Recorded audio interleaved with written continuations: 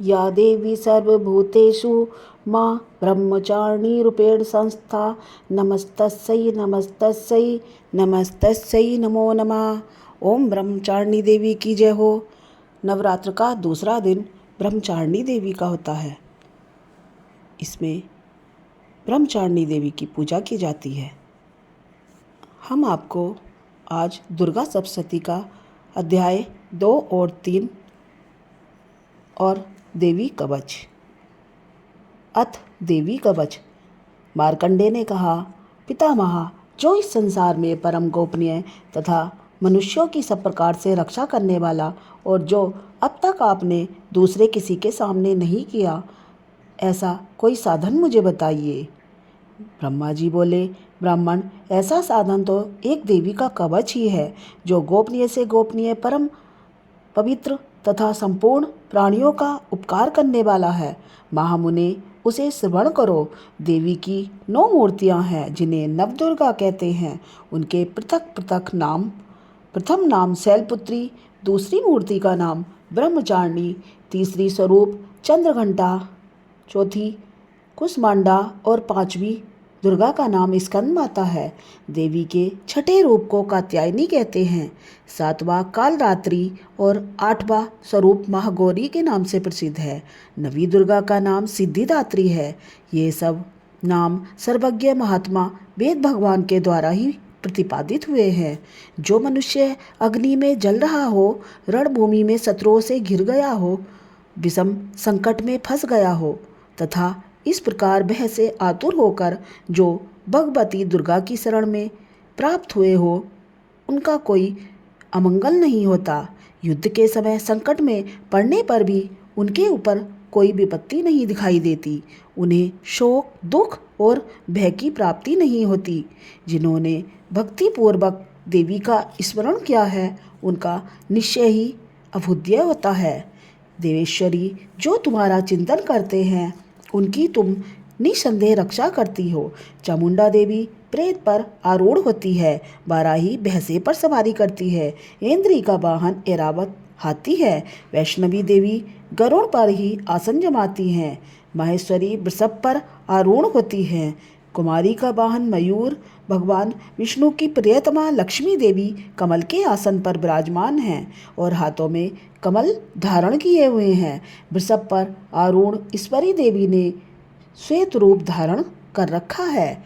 ब्राह्मी देवी हंस पर बैठी हुई हैं और सब प्रकार के आभूषणों से विभूषित हैं।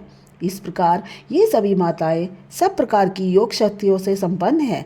इनके सिवा और भी बहुत सी देवियां हैं, जो अनेक प्रकार के आभूषणों की शोभा से युक्त तथा नाना प्रकार के रत्नों से सुशोभित हैं। ये संपूर्ण देवियां क्रोध में भरी हुई हैं और भक्तों की रक्षा के लिए रथ पर बैठी दिखाई देती हैं।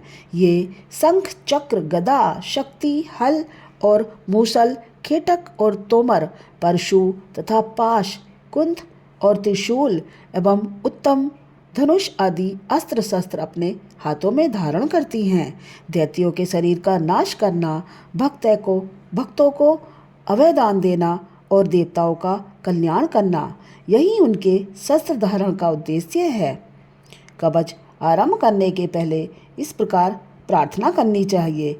महान रौद्र रूप, अत्यंत घोर पराक्रम, महान बल और महान उत्साह वाली देवी, तुम महान भय का नाश करने वाली हो। तुम्हें नमस्कार है।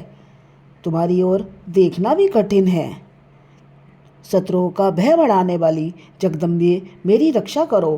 पूर्व दिशा में इंद्री मेरी रक्षा करे। अग्नि कोण में अग्नि शक्ति, दक्षिण दिशा में बाराही तथा नैर्त्य कोण में खड़गधारणी मेरी रक्षा करे। पश्चिम दिशा में वारुणी और वायव्य कोण में मृग पर सवारी करने वाली देवी मेरी रक्षा करे। उत्तर दिशा में कुमारी और ईशान कोण में शूलधारणी देवी रक्षा करे। ब्राह्मणी, तुम ऊपर की ओर से मेरी रक्षा करो और वैष्णवी, तुम नीचे की ओर से मेरी रक्षा करो। इसी प्रकार सबको अपना वाहन बनाने वाली चामुंडा देवी दसों दिशाओं में मेरी रक्षा करे। जया आगे से और विजया पीछे की ओर से, वाम भाग में अजिता और दक्षिण भाग में अपराजिता रक्षा करे, अधोतिनी शिखा की रक्षा करे, उमा मेरे मस्तक पर विराजमान होकर रक्षा करे, ललाट में मालाधारी रक्षा करे और यशस्वी देवी मेरी भोह का संरक्षण करे। भोह के मध्य भाग में त्रिनेत्रा और नथनों की यमघंटा देवी रक्षा करे। दोनों नेत्रों के मध्य भाग में शंखनी और कानों में द्वारवासिनी रक्षा करे। कालिका देवी कपोलों की तथा भगवती शाक्री कानों के मूल भाग की रक्षा करे। नासिका में सुगंधा और ऊपर के होठ में चर्चिका देवी रक्षा करे। नीचे के होठ में अमृत कला तथा जिह्वा में सरस्वती रक्षा करे। कौमारी दांतों की और चंडिका कंठ प्रदेश की रक्षा करे। चित्रघंटा गले की, घाटी की और महामाया तालू में रक्षा करे। कामाक्षी ठोड़ी की और सर्वमंगला मेरी वाणी की रक्षा करे। भद्रकाली ग्रीवा में और धनुर्धरी पृष्ठभाग में रहकर रक्षा करे। कंठ के बाहरी भाग में नीलग्रीवा और कंठ की नलकुबरी रक्षा करे। दोनों कंधों में खडंगनी और मेरी दोनों भुजाओं की ब्रजधारणी रक्षा करे। दोनों हाथों में दंडनी और अंगुलियों में अंबिका रक्षा करे। शूलेश्वरी नखों की रक्षा करे। कुलेश्वरी कुक्षी में रहकर रक्षा करे। महादेवी दोनों स्तनों की और शोक विनाशिनी मन की रक्षा करे। ललिता देवी हृदय में और शूलधारणी उदर में रक्षा करे। नाभि में कामनी और गुहा की गुहेश्वरी रक्षा करे। पूतना और कामिका लिंग की महिवासिनी गुदा की रक्षा करे। भगवती कटी भाग में और विंध्यावासिनी घुटनों की रक्षा करे। संपूर्ण कामनाओं को देने वाली महाबला देवी दोनों पिंडलियों की रक्षा करे। नारसिंही दोनों घुटनों और तेजसी दोनों चरणों के पृष्ठभाग की रक्षा करे। श्री देवी पैरों की उंगलियों में और तलवासनी पैरों के तलुओं में रक्षा करे। अपनी दाढ़ों के कारण भयंकर दिखाई देने वाली दृष्ट कराली देवी नखों की, ऊर्ध्वकेशनी देवी केशों की, रोमावलियों के छिद्रों में कुमेरी और त्वचा की बागेश्वरी रक्षा करे। पार्वती देवी रक्त, मज्जा, वसा, मांस, हड्डी और मेद की रक्षा करे। आंतों की कालरात्रि और पित्त की मुक्तेश्वरी रक्षा करे। मूलाधार आदि कमल कोशों में पद्मावती देवी और कप में चूड़ामणि देवी स्थित होकर रक्षा करे। नक के तेज की ज्वालामुखी रक्षा करे, जिसका किसी भी अस्त्र से भेदन नहीं हो सकता, वह अभेद्या देवी शरीर की समस्त संधियों में रहकर रक्षा करे। ब्रह्मणी आप मेरे वीर्य की रक्षा करे। छत्रेश्वरी छाया की तथा धर्म धारणी मेरे अहंकार, मन और बुद्धि की रक्षा करे। हाथ में वज्र धारण करने वाली वज्रहस्ता देवी मेरे प्राण, अपान, व्यान, उद्यान और समान वायु की रक्षा करे।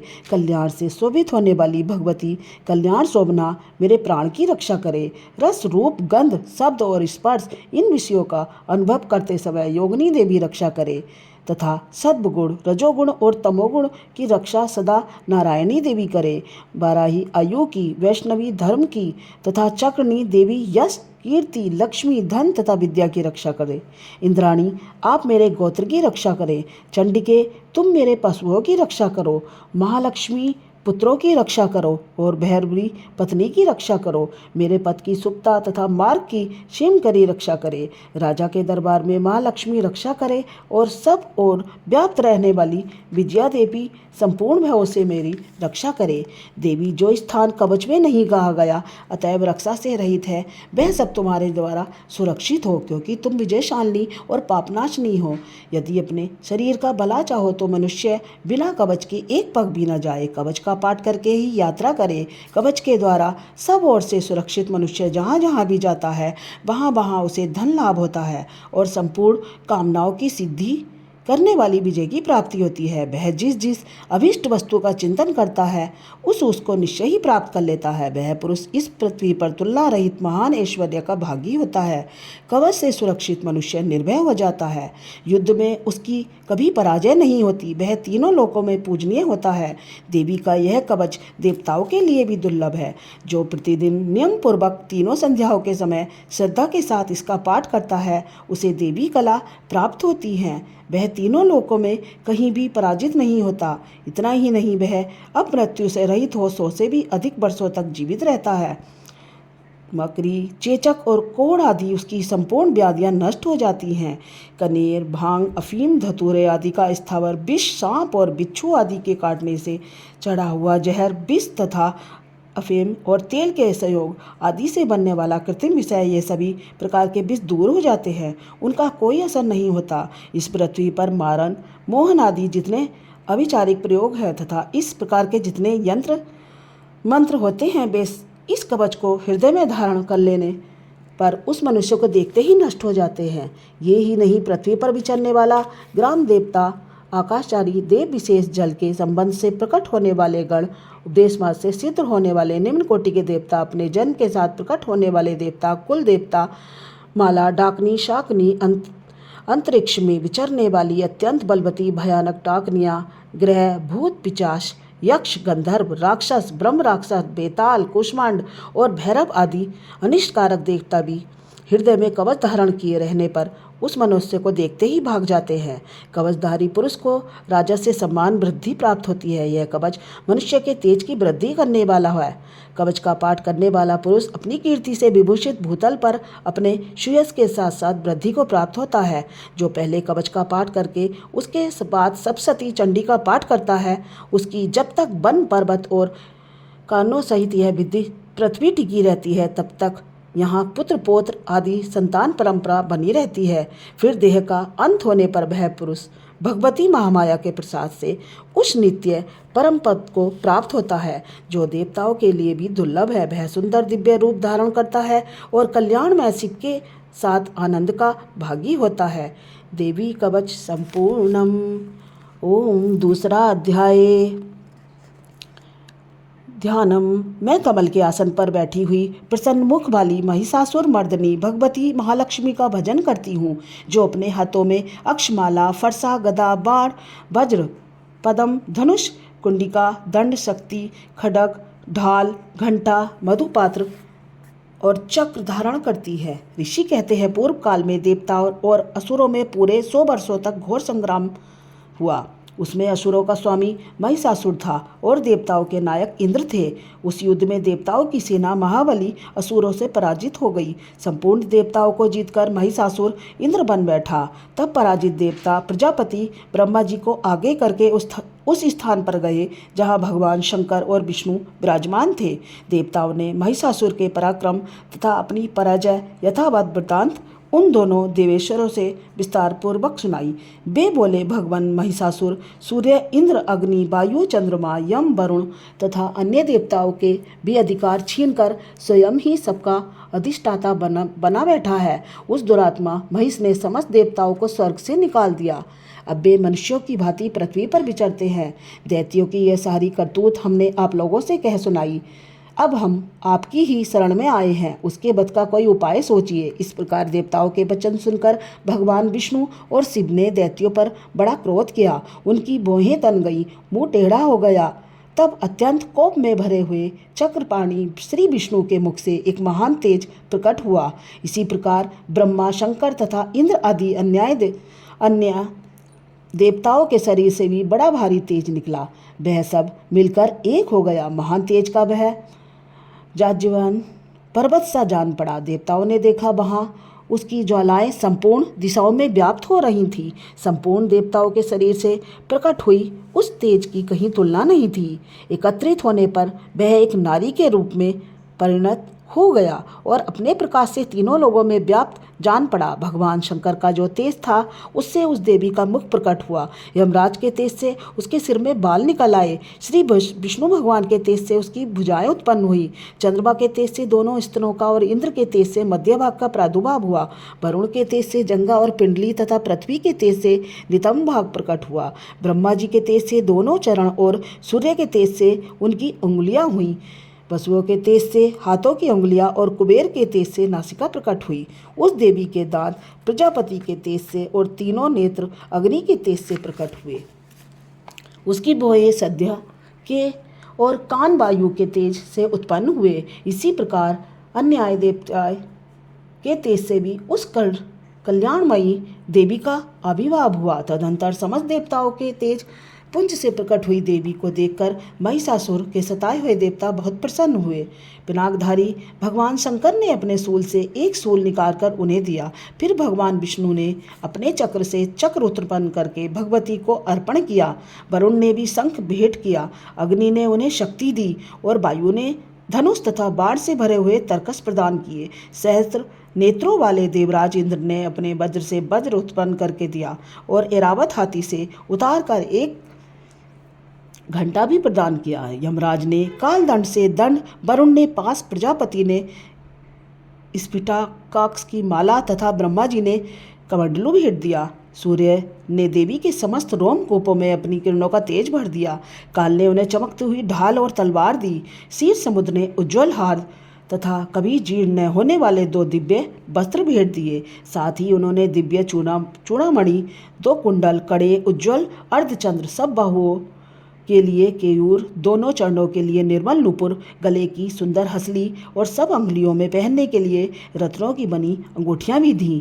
विश्वकर्मा ने उन्हें अत्यंत निर्मल फरसा भेंट किया। साथ ही अनेक प्रकार के अस्त्र और अभेद कवच दिए। इनके सिवा मस्तक और वक्ष स्थल पर धारण करने के लिए कभी ने कुंभलाने वाली कमलों की मालाएं दी।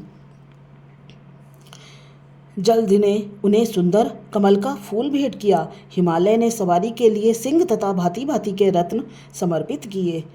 धनाध्यक्ष कुबेर ने मधु से भरा पान पात्र दिया तथा संपूर्ण नागों के राजा शेष ने, जो इस पृथ्वी को धारण करते हैं, उन्हें बहुमूल्य मणियों से विभूषित नागहार भेंट दिया। इसी प्रकार अन्य देवताओं ने भी आभूषण और अस्त्र शस्त्र देवी का सम्मान किया। तत्पश्चात उन्होंने बारंबार अट्टहास पूर्वक उच्च स्वर से गर्जना की। उनके भयंकर नाद से संपूर्ण आकाश गूंज उठा। देवी का वह अत्यंत उच्च स्वर से किया हुआ सिंहनाद कहीं समा न सका। आकाश उसके सामने लघु प्रतीत होने लगा। उससे बड़े जोर की प्रतिध्वनि हुई, जिससे संपूर्ण विश्व में हलचल मच गई और समुद्र कांप उठा। पृथ्वी डोलने लगी और समस्त पर्वत हिलने लगे। उस समय देवताओं ने अत्यंत प्रसन्नता के साथ सिंहवाहिनी भवानी से कहा, देवी तुम्हारी जय हो। साथ ही महर्षियों ने भक्तिभाव से विनम्र होकर उनका स्तुति किया। संपूर्ण त्रिलोकी को शोभग्रस्त देख दैत्यगण अपनी समस्त सेना को कवच आदि से सुसज्जित कर हाथों में हथियार ले सहसा उठकर खड़े हो गए। उस समय महिषासुर ने बड़े क्रोध में आकर कहा, यह क्या हो रहा है? फिर वह संपूर्ण असुरों से घिरकर उस सिंहनाद की ओर लक्ष्य करके दौड़ा और आगे पहुंचकर उसने देवी को देखा, जो अपनी प्रभा से तीनों लोकों को प्रकाशित कर रही थी। उनके चरणों के भार से पृथ्वी दबी जा रही थी। माथे के मुकुट से आकाश में रेखा सी खिंच रही थी तथा वे अपने धनुष की टंकार से सातों पातालों को क्षुब्ध किए देती थीं। देवी अपनी हजारों भुजाओं से संपूर्ण दिशाओं को आच्छादित करके खड़ी थी। तदंतर उनके साथ दैत्यों का युद्ध छिड़ गया। नाना प्रकार के अस्त्र शस्त्रों के प्रहार से संपूर्ण दिशाएं उद्वासित होने लगी। चिक्षुर नामक महान असुर महिषासुर का सेनानायक था। वह देवी के साथ युद्ध करने लगा। अन्य दैत्यों की चतुर्णी सेना साथ लेकर चामर भी लड़ने लगा। 60,000 रथियों के साथ आकर उदर नामक महादैत्य ने लोहा लिया। 1 करोड़ रथियों को साथ लेकर महानु नामक दैत्य युद्ध करने लगा, जिसके रोए तलवार के समान तीखे थे। वह असीनोमा नाम का महादैत्य 5 करोड़ रथी सैनिकों सहित युद्ध में आ डटा। 60 लाख रथियों से घिरा हुआ बासकल नामक दैत्य भी उस युद्धभूमि में लड़ने लगा। परिवारित नामक राक्षस हाथी सवार और घुड़सवारों के अनेक दलों तथा 1 करोड़ रथियों की सेना लेकर युद्ध करने लगा। बिडाल नामक दैत्य 5 अरब रथियों से घिरकर लोहा लेने लगा। इनके अतिरिक्त और भी हजारों महादैत्य रथ, हाथी और घोड़ों की सेना साथ लेकर महादेवी के साथ युद्ध करने लगे। स्वयं महिषासुर उस रणभूमि में कोटि कोटि सहस्त्र रथ, हाथी और घोड़ों की सेना से घिरा हुआ खड़ा था। वे दैत्य देवी के साथ तोमर, भिंदीपाल, शक्ति, मूषक, खड़क, परशु आदि अस्त्र शस्त्रों का प्रहार करते हुए युद्ध कर रहे थे।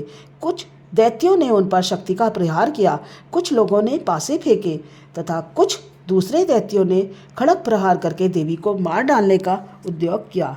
देवी ने भी क्रोध में भरकर खेल खेल में ही अपने अस्त्र शस्त्रों की वर्षा करके दैत्यों के समस्त अस्त्र शस्त्र काट डाले। उनके मुख पर परिश्रम या थकावट का मात्र भी चिन्ह नहीं था। देवता और ऋषि उनकी स्तुति करते थे और वे भगवती परमेश्वरी दैत्यों के शरीरों पर अस्त्र शस्त्रों की वर्षा करती रहीं। देवी का वाहन सिंह भी क्रोध में भरकर गर्दन के बालों को हिलाता हुआ असुरों की सेना में इस प्रकार विचरने लगा, मानो वनों में दावानल फैल रहा हो। रणभूमि में दैत्यों के साथ युद्ध करती हुई अंबिका देवी ने जितने निश्वास छोड़े वे सभी तत्काल सैकड़ों हजारों गणों के रूप में प्रकट हुए और परशु, भिंदीपाल, खड़ग तथा षष्टिष्ठ आदि अस्त्रों द्वारा असुरों का सामना करने लगे। देवी की शक्ति से बढ़े हुए वे गण असुरों का नाश करते हुए नगाड़ा और शंख आदि बजाने लगे। उस संग्राम महोत्सव में कितने ही गण मृदंग बजा रहे थे। तदनंतर देवी ने त्रिशूल से, गदा से, शक्ति की वर्षा से और खड़क आदि से सैकड़ों महादैत्यों का संहार कर डाला। कितनों को घंटे के भयंकर नाद से मूर्छित करके मार गिराया। बहुतेरे दैत्यों को पाश से बांधकर धरती पर घसीटा। कितने ही दैत्य उनकी तीखी तलवार की मार से दो दो टुकड़े हो गए। कितने ही गदा की चोट से घायल हो धरती पर सो गए। कितने ही मूसल की मार से अत्यंत आहत होकर रक्त बमन करने लगे। कुछ दैत्य सूल से छाती फट जाने के कारण पृथ्वी पर ढेर हो गए। उस रण में बाघ समूह की दृष्टि से कितने ही असुरों की कमर टूट गई। बाज की तरह झपटने वाले देव पीड़क दैत्यगण अपने प्राणों से हाथ धोने लगे। किन्हीं की बाहें छिन्न भिन्न हो गई, कितनों की गर्दनें कट गईं। कितने ही दैत्यों के मस्तक कट कट कर गिरने लगे। कुछ लोगों के शरीर मध्य भाग में बेदीर्ण हो गए। कितने ही महादैत्य जांघें कट जाने से पृथ्वी पर गिर पड़े। कितनों को ही देवी ने एक बाह, एक पैर और एक नेत्र वाले करके दो टुकड़ों में चीर डाला। कितने ही दैत्य मस्तक कट जाने पर भी गिरकर फिर उठ जाते और केवल धड़ के ही रूप में अच्छे अच्छे हथियार हाथों में ले देवी के साथ युद्ध करने लगते। दूसरे कबंध युद्ध के बाजों की लय कर नाचते थे। कितने ही बिना सिर के धड़ हाथों में खड़ग, शक्ति और षष्टि लिए दौड़ते तथा दूसरे दूसरे महादैत्य ठहरो ठहरो यह कहते हुए देवी को युद्ध के लिए ललकारते थे। जहाँ वह घोर संग्राम हुआ वहाँ की धरती देवी के गिराए हुए रथ, हाथी, घोड़े और असुरों की लाशों से ऐसी फट गई कि वहाँ चलना फिरना असंभव हो गया। दैत्यों की सेना में हाथी, घोड़े और असुरों के शरीरों से इतनी अधिक मात्रा में रक्तपात हुआ कि थोड़ी ही देर में वहाँ खून की बड़ी बड़ी नदियाँ बहने लगी। जगदम्बा ने असुरों की विशाल सेना को क्षण भर में नष्ट कर दिया। ठीक उसी तरह जैसे तृण और काट के भारी ढेर को आग कुछ ही क्षणों में भस्म कर देती है, और वह सिंह भी गर्दन के बालों को हिला हिलाकर जोर जोर से गर्जना करता हुआ दैत्यों के शरीर से मानो उनके प्राण चुने लेता। महादेवी के गणों ने भी उन महादैत्यों के साथ ऐसा युद्ध किया जिससे आकाश में खड़े हुए देवतागण उन पर बहुत संतुष्ट हुए और फूल बरसाने लगे। ओम दूसरा अध्याय पूरा हुआ। ओम तीसरा अध्याय। ध्यानम। जगदम्बा के अंगों की कांति उदय काल के सहस्त्रों सूर्य के समान है। वे लाल रंग की रेशमी साड़ी पहने हुए हैं। उनके गले में मुंडमाला शोभा पा रही है। दोनों स्तनों पर रक्त चंदन का लेप लगा है। वे अपने कर कमलों में जप मालिका, विद्या और अभय तथा वर नामक मुद्राएं धारण किए हुए हैं। 3 नेत्रों से सुशोभित बुखार बिंद की बड़ी शोभा हो रही है। उनके मस्तक पर चंद्रमा के साथ ही रत्न में मुकुट बंधा है तथा वे कमल के आसन पर विराजमान है। ऐसी देवी को मैं भक्ति पूर्वक प्रणाम करती हूँ। ऋषि कहते हैं, दैत्यों की सेना को इस प्रकार तहस नहस होते देख महादैत्य सेनापति चिक्षुर क्रोध में भरकर अंबिका देवी से युद्ध करने के लिए आगे बढ़ा। वह असुर रणभूमि में देवी के ऊपर इस प्रकार बाणों की वर्षा करने लगा जैसे बादल मेरु हिरुई के शिखर पर पानी की धार बरसा रहे हों। तब देवी ने अपने बाणों से उसके बाण समूह को अनायासी काटकर उसके घोड़ों और साथियों को भी मार डाला। साथ ही उसके धनुष तथा अत्यंत ऊंची ध्वजा को भी तत्काल काट गिराया। धनुष कट जाने पर उसके अंगों को अपने बाणों से बींध डाला। धनुष, रथ, घोड़े और सारथी के नष्ट हो जाने पर वह असुर ढाल और तलवार लेकर देवी की ओर दौड़ा। उसने तीखी धार वाली तलवार से सिंह के मस्तक पर चोट करके देवी भी बाईं भुजा में बड़े बेग से प्रहार किया। राजन, देवी की बाह पर पहुंचते ही वह तलवार टूट गई। फिर तो क्रोध से लाल आंखें भरकर उस राक्षस ने सूल हाथ में लिया और उसे महादैत्य ने भगवती भद्रकाली के ऊपर चलाया। वह शूल आकाश से गिरते हुए सूर्यमंडल की भांति अपने तेज से प्रज्वलित हो उठा। उस सूल को अपनी ओर आते हुए देख देवी ने सूल का प्रहार किया। उससे राक्षस के सूल के सैकड़ों टुकड़े हो गए। साथ ही महादैत्य चिक्षुर भी धज्जियां उड़ गई। वह प्राणों से हाथ धो बैठा। महिषासुर के सेनापति उस महापराक्रमी चिक्षुर के मारे जाने पर देवताओं को पीड़ा देने वाला चामर हाथी पर चढ़कर आया। उसने भी देवी के ऊपर शक्तियाँ का प्रहार किया, किंतु जगदम्बा ने अपने हुंकार से ही आहत करके तत्काल पृथ्वी पर गिरा दिया। शक्ति टूटकर गिरी हुई देख चामर को बड़ा क्रोध हुआ। अब उसने सूल चलाया, किंतु देवी ने उसे भी अपनी बाणों से काट डाला। इतने में भी देवी का सिंह उछलकर हाथी के मस्तक पर चढ़ बैठा और दैत्य के साथ खूब जोर से लगाकर बाहुयुद्ध करने लगा। वे दोनों लड़ते लड़ते हाथी से पृथ्वी पर आ गए और अत्यंत क्रोध में भरकर एक दूसरे पर बड़े भयंकर प्रहार करते हुए लड़ने लगे। तदंतर सिंह बड़े वेग से आकाश की ओर उछला और उधर से गिरते समय अपने पंजों की मार से चामर का सिर धड़ से अलग कर दिया। इसी प्रकार उदग्र भी शिला और वृक्ष आदि की मार खाकर रणभूमि के में देवी के हाथ से मारा गया तथा कराल भी दांतों, मुक्कों और थप्पड़ों की चपेट से घराशायी हो गया। क्रोध में भरी हुई देवी ने गदा की चोट से उद्रथ का कचुम्बर निकाल डाला। भिंदीपाल से बाष्कल को तथा बाणों से ताम्र और अंधक को मौत के घाट उतार दिया। 3 नेत्रों वाली परमेश्वरी ने त्रिशूल से उग्रवीर तथा महाहनु नामक दैत्य को मार डाला।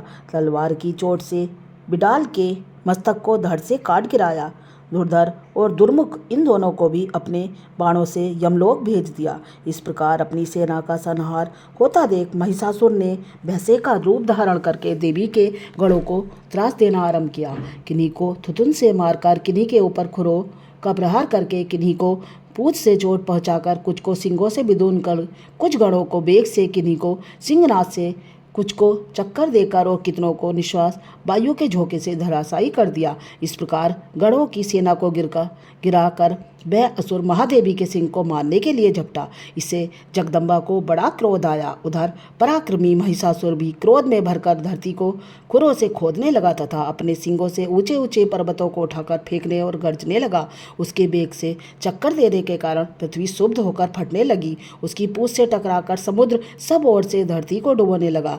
हिलते हुए सिंगों के आघात से विदीर्ण होकर बादलों के टुकड़े टुकड़े हो गए। उसके श्वास की प्रचंड वायु के बेग से उड़े हुए सैकड़ों पर्वत आकाश से गिरने लगे। इस प्रकार क्रोध में भरे हुए उस महादैत्य को अपनी ओर आते देख चंडिका ने उसका वध करने के लिए महान क्रोध किया। उन्होंने पास फेंककर उस महान असुर को बांध लिया। उस महासंग्राम में बंध जाने पर उसने भैंसे का रूप त्याग दिया और तत्काल सिंह के रूप में वह प्रकट हो गया। उस अवस्था में जगदम्बा ज्यों ही उसका मस्तक काटने के लिए उद्यत हुई, त्यों ही वह खड्गधारी पुरुष के रूप में दिखाई देने लगा। तब देवी ने तुरंत ही बाणों की वर्षा करके ढाल और तलवार के साथ उस पुरुष को भी बींध डाला। इतने में ही वह महान गजराज के रूप में परिणत हो गया तथा अपनी सूंड से देवी के विशाल सिंह को खींचने और गर्जने लगा। खींचते समय देवी ने तलवार से उसकी सूंड काट डाली। तब उस महादैत्य ने पुनः भैंसे का शरीर धारण कर लिया और पहले के ही भांति चराचर प्राणियों सहित तीनों लोकों को व्याकुल करने लगा। तब क्रोध में भरी हुई जगन माता चंडिका बार बार उत्तम मधु का पान करके और लाल आंखें कर कर हंसने लगी। उधर वह बल और पराक्रम से मत से उन्मत्त हुआ राक्षस गर्जने लगा और अपने सींगों से चंडी के ऊपर पर्वतों को फेंकने लगा। उस समय देवी अपने बाणों के समूह से उसके फेंके हुए पर्वतों को चूर्ण करती हुई बोली। बोलते समय उनका मुख मधु के मत से लाल हो रहा था और बाणी लड़खड़ा रही थी। ओ मूढ़, मैं जब तक मधु पीती हूँ तब तक तू क्षण भर के लिए खूब गर्ज ले। मेरे हाथ से यहीं तेरी मृत्यु हो जाने पर अब शीघ्र ही देवता भी गर्जना करेंगे। ऋषि कहते हैं, यूँ कहकर देवी उछली और महादैत्य के ऊपर चढ़ गई। फिर अपने पैर से उसे दबाकर उन्होंने सूल से उनके कंठ में आघात किया। उनके पैरों से दबा होने पर भी महिषासुर अपने मुख से दूसरे रूप में बाहर होने लगा। तभी आधे शरीर से ही वह बाहर निकलने पाया था कि देवी ने अपने प्रभाव से उसे रोक दिया। आधा निकलने होने पर भी वह महादैत्य देवी से युद्ध करने लगा। तब देवी ने बहुत बड़ी तलवार से उसका मस्तक काट गिराया।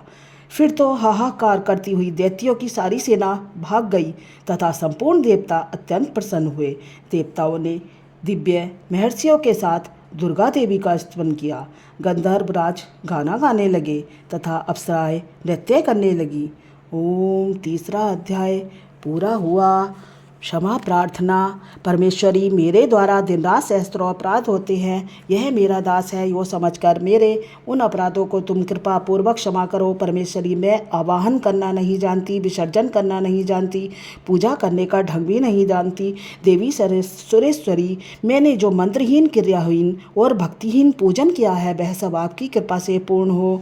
हे मातेश्वरी, मैं अपराधी हूँ, किंतु तुम्हारी शरण में आई हूँ। इस समय दया का पात्र हूँ, तुम चाहे जैसा करो। देवी परमेश्वरी, अज्ञान से, भूल से अथवा बुद्धि भ्रांत होने के कारण मैंने जो न्यूनता या अधिकता कर दी हो वह सब क्षमा करो और प्रसन्न हो। सच्चिदानंद रूपा परमेश्वरी, जगन माता कामेश्वरी, तुम प्रेम पूर्वक मेरी यह पूजा स्वीकार करो और मुझ पर प्रसन्न रहो। देवी सुरेश्वरी, तुम गोपनीय से गोपनीय वस्तु की रक्षा करने वाली हो।